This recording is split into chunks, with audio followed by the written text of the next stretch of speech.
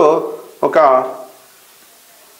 ఇగో కుంట్లూరు రంగారెడ్డి ఉమ్మడి రంగారెడ్డి జిల్లాకు సంబంధించినటువంటి కుంట్లూరులో ఇగో 42 ఎకరాలు కొట్టేసినటువంటి కేటుగాళ్ళట. ఈ కంత్రిగాళ్ళు మరి ఎట్లా కొట్టేసిరు ఏంటి ఆధారాలతో సహా ఆదాబాద్ బయట పెట్టింది. ఈ రంగారెడ్డి జిల్లాలో కోట్ల విలువ చేసే పట్టా భూమి మాయం. కోట్ల విలువ అంటే 42 ఎకరాలు అంటే కోట్లలోనే ఉంటుంది. ఆడ ఎకరం 3-4 కోట్లు 5 కోట్లు ఉంటుంది. కాబట్టి 42 ఎకరాలు అంటే ఎన్ని కోట్లు ఉంటుందో ఒకసారి ఆలోచించవచ్చు మనం. అక్రమార్కులకు అధికారుల అండ, తప్పుడు రికార్డులతో భూ కబ్జా.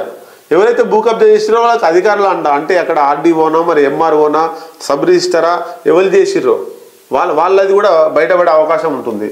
ముడుపులు డబ్బులు తీసుకొని వాళ్ళు భూమిని ఈ కేటుగాళ్లకు కబ్జా చేసిన వాళ్ళకు అప్పచెప్పిరట. మరి ఎన్ని డబ్బులు తీసుకున్నారు, ఏ అధికారి అక్రమంగా ఆ భూమిని ఈ కేటుగాళ్ళకి ఇచ్చిండు, ఆ అధికారి సంతకం ఎవరిది, ఆయన ఎక్కడున్నాడు, ఇప్పుడు అదే ప్రాంతంలో పనిచేస్తున్నా ఇంకా వేరే ప్రాంతంలో పనిచేస్తున్నా తెలుసుకొని వాళ్ళ మీద చర్యలు తీసుకోవాలి. 532 ఎకరాల భూమికి పరిహారం చెల్లించి భూసేకరణ చేసిన నాటి ప్రభుత్వం మీర్ ఉస్మాన్ అలీఖాన్ బహదూర్ రాజ్ ప్రముఖ్ పట్టాదారు.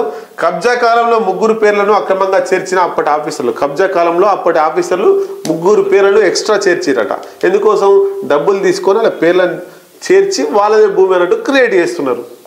ప్లాట్ చేసి అమాయకులకు అమ్మిన కబ్జాదారులు, కొంత అటవీ భూమిని సైతం మింగేసిన దగాకోరులు పట్టా భూమిని స్వాధీనం చేసుకోవాలని బాధితుల డిమాండ్. మొత్తంగా దీని మీద విచారణ జరపాలి. ఇదే కాదు రకరకాల అంటే బీఆర్ఎస్ ప్రభుత్వంలో ధరణి పేరుతోటి మొత్తంగా భూ ఆక్రమణ గురైంది. ఆ భూమిని మొత్తంగా ఎంత ఆక్రమణకు గురైంది, ఎవరు ఆక్రమించుకున్నారు, వాళ్ళకు సపోర్ట్ చేసినటువంటి అధికారులు ఎవరు, కబ్జా చేసుకున్నటువంటి కంత్రిగాళ్ళు ఎవరు, వీళ్ళందరినీ బయటికి తీసుకొచ్చి సమాజంలో నిలబెడితే ఇంకొక అధికారి మళ్ళీ తప్పు చేయడానికి అవకాశం ఉండదు.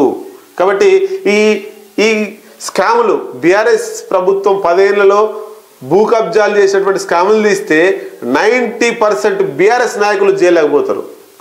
90% బీఆర్ఎస్ పార్టీ వాళ్ళు జైలుకి పోతారు. ఎందుకంటే వాళ్ళే ఉన్నారు.